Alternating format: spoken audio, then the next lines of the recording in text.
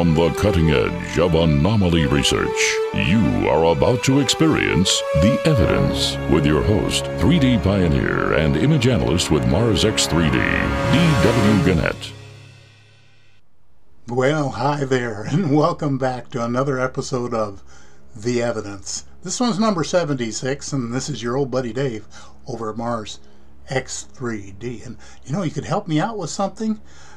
Someone online just today, as a matter of fact, called me a boring old git, and you can help me with that, because I don't know what a git is. Now, I've been accused of being boring. I don't have any issue with that, and I'm definitely old. Wish I was 25 again, but hey, that's a long time ago. But a git, I'm not familiar with that, so maybe some of you could enlighten me so I can do, you know, insults and name calling and things like that. That doesn't bother me, not one little bit.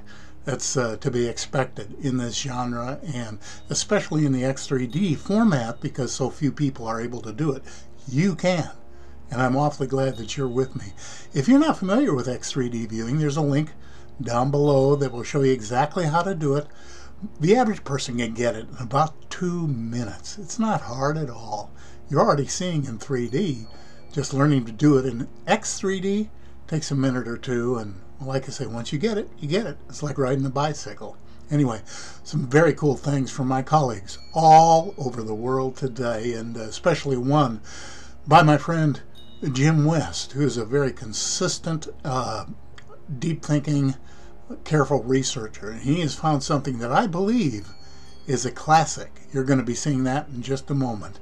And there are a couple of things that I threw in there too, so it's not like I'm just leeching off of everybody else. You know, I see my job as collating information from all my colleagues and giving it to you. You know, producing it in 3D, putting in the effort that's required for that, so that you can all share in the same things that I see, because I'm connected with that world, perhaps in ways that you're not. So I'm kind of a liaison between the globalist, anomalist community and my own little corner of the world here on Mars X3D. So enough talk, Dave. Let's dive in. Our buddy Laszlo was digging through rubble the other day and came across this interesting little item. Now, most anomalists really love finding a bunch of rubble like this, because you can usually find interesting stuff if you're patient enough to dig through it. If I ran across this where I grew up in Iowa, I'd say it was something an Indian made. We used to find all kinds of scrapers and pounders and other stone tools, along with some really cool arrowheads. I've got a whole bucket of them. It's no big deal to find nicely rounded, flat pieces like this one that running water has worked on. Entirely natural. But two things grab my attention. First is that hole or depression drilled dead center near the curved edge.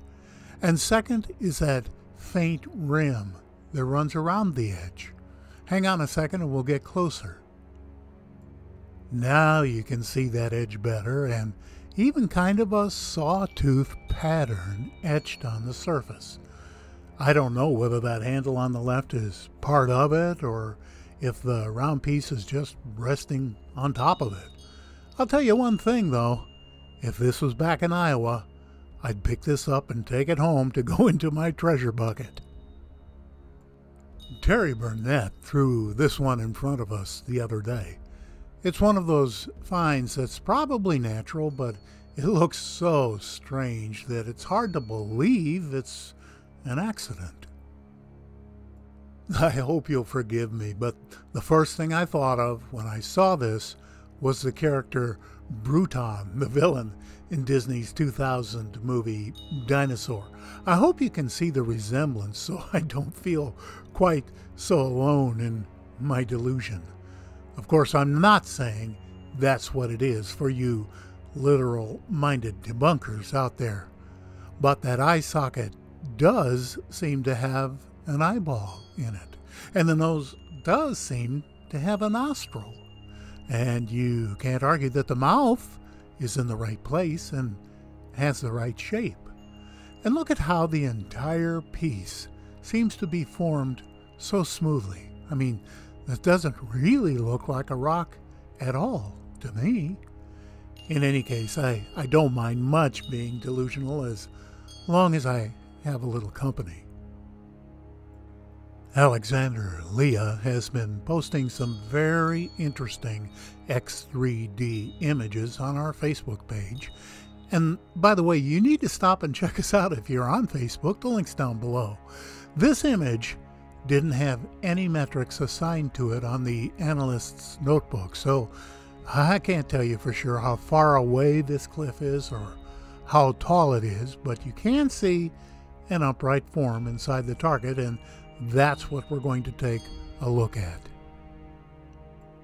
So is this some kind of statue carved out of the cliff? You know, getting closer doesn't do us any good here, but it almost looks like it might have a head of some kind and even possibly 2 arms. It even looks like there might be excavation marks on the cliffside in back of it.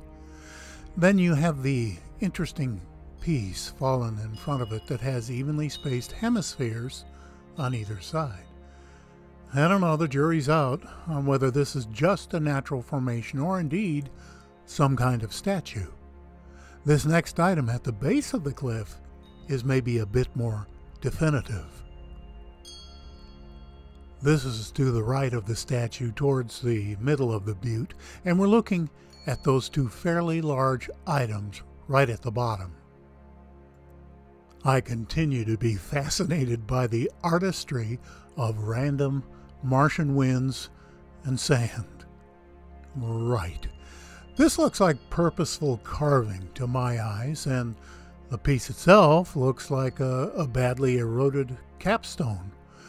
By itself, maybe not such a big deal, but look at that perfectly right-angled piece to the right, like an open book.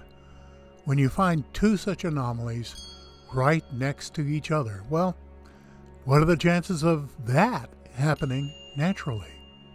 The carvings on the capstone reminded me of some I found a couple years back. Carvings. We find them everywhere on Mars. Now this one's a real puzzler.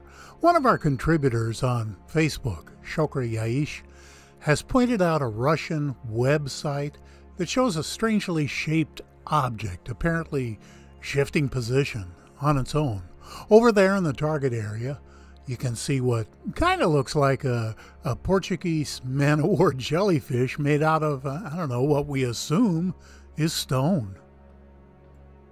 Over the course of about 1 month of Martian days, Curiosity took a number of pictures of this area, and in each one, this object has moved a little bit more. If you go to the Russian website in the links below, you can see the entire series of images. Bear in mind that this image is from Sol 790.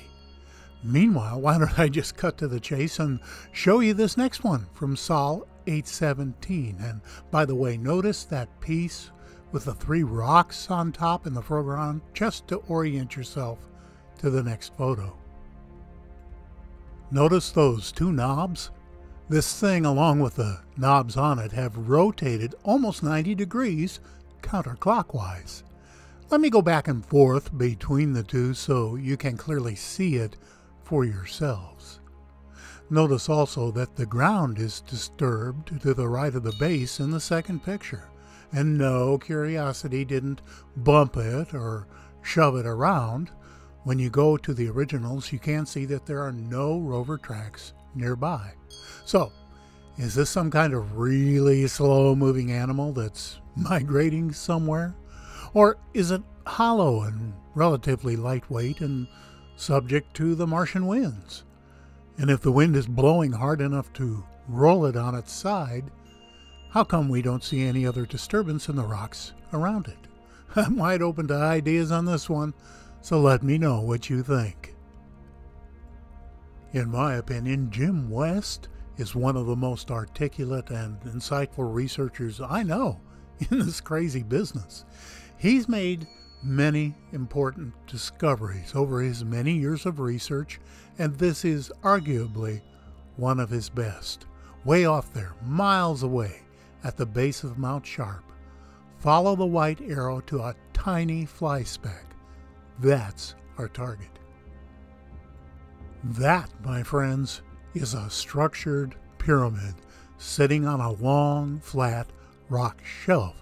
There are other structures in front of it and off to the right side of the stone shelf as well. Just look at that pyramid.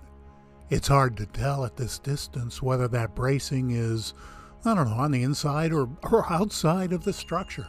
And look at those structures in front of it.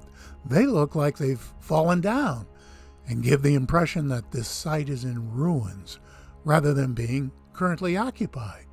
But who knows? Here I bumped up the contrast for the hyperzoom so you can maybe see the same things I'm seeing. This, in my opinion, is a classic discovery and one that Jim can well be proud of.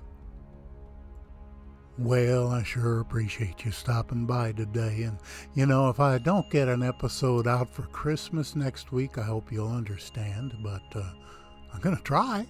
If you saw something you liked today, please give me a thumbs up. That's the only pay I get. And, maybe you can share this channel with other people who might be as talented as you are at wanting to learn a new skill like X3D viewing.